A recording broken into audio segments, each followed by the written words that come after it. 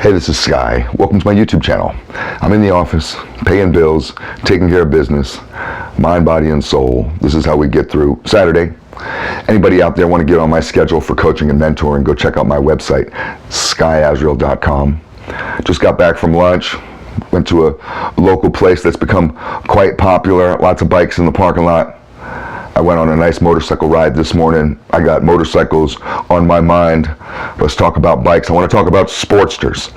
As I was sitting at lunch, finishing up, waiting for the waitress to bring me my check, someone sent me a pretty funny little video, like an 8-second, 10, 15-second video on Instagram. And it said at the top in some text, something to the effect of, "This is what happens when you upgrade your Sportster to a larger bike." And then it had a little video of an obviously like flamboyantly gay man in church dancing around praising Jesus, and he's saying over and over again frantically, "I'm not gay no more, I'm not gay no more, I'm not gay no more." And it was funny, but it got me thinking. So let's philosophize on this. What's up with all the Sportster hatred? Why do Sportsters, people who own the Harley Davidson Sportster, why do they get bullied within the Harley Davidson brand? Non-Harley Davidson people don't really seem to care. If you're a Honda guy or a Ducati guy or a BMW guy, they don't care what kind of Harley you're on. A Harley's a Harley. It's all the same bullshit. It's a tractor compared to a lot of other bikes. They tease it for being crappy. I love Harley. I currently ride a 2009 Road King, and my Road King's beautiful. I keep my bike tight. I just went on a nice ride this morning. I love my bike. I got big old 18-inch ape hangers that I made. I make handlebars. Nice pipes. I got everything on my bike. But before this, I had a Sportster.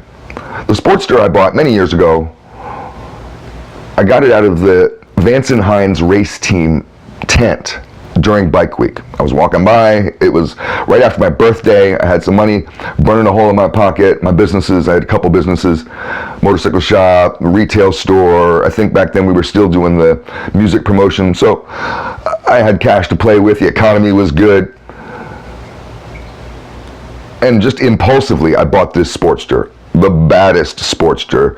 It had great curb appeal, it looked great, but it was fully done up because it was being sold by the Vance & Hines race team.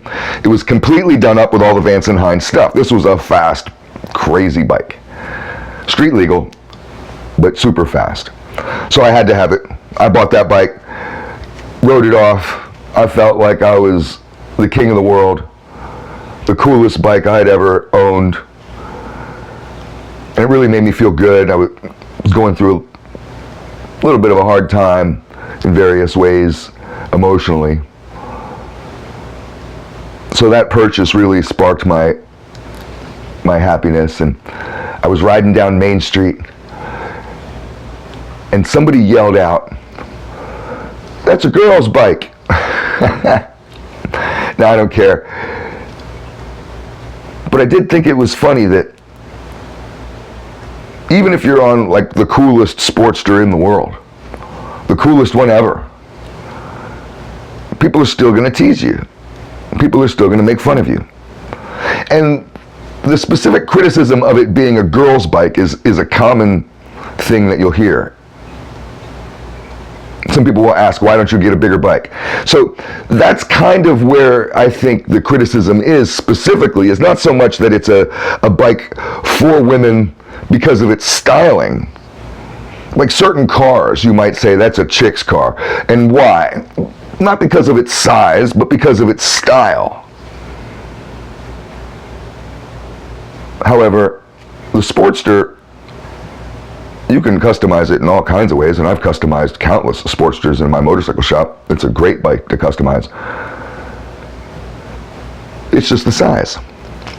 So if that's the criticism, that you're not a man because you're not on a large bike, let's philosophize on that for a second.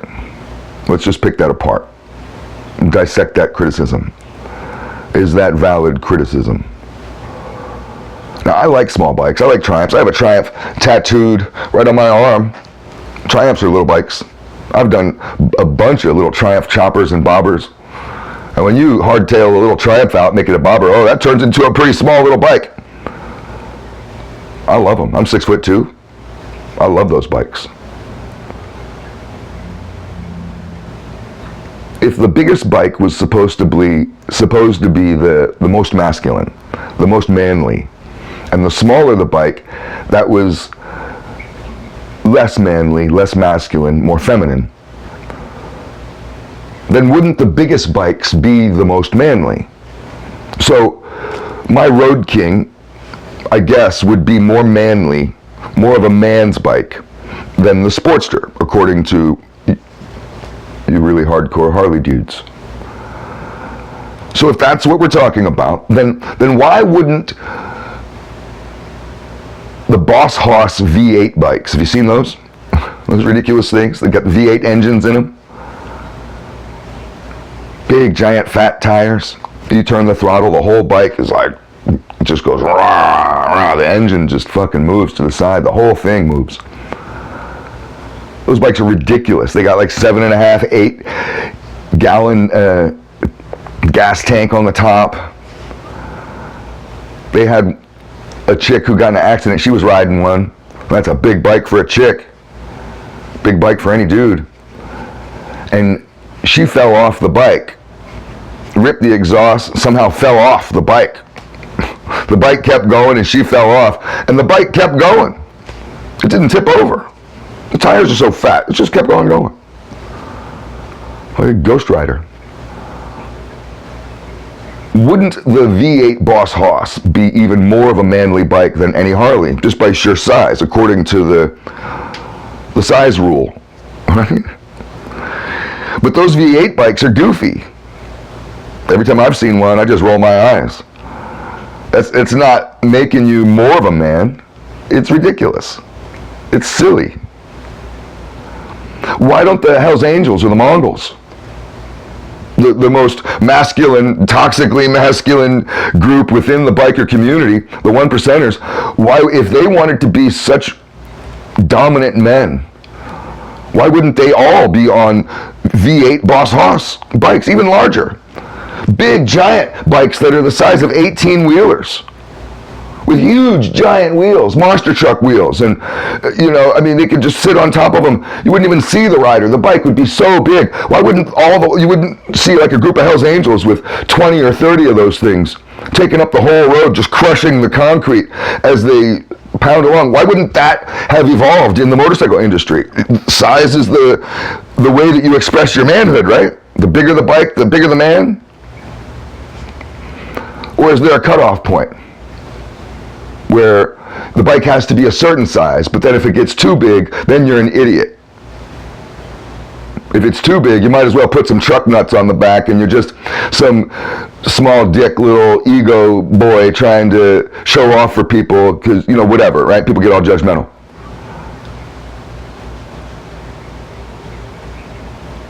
I don't know if we'll ever stop the teasing, the bullying of Sportsters. But I stand up for you guys. I got your back. I love Sportsters. Don't trade it in because people are teasing you. What do you guys think? Why do people pick on Sportster people? Thanks for watching.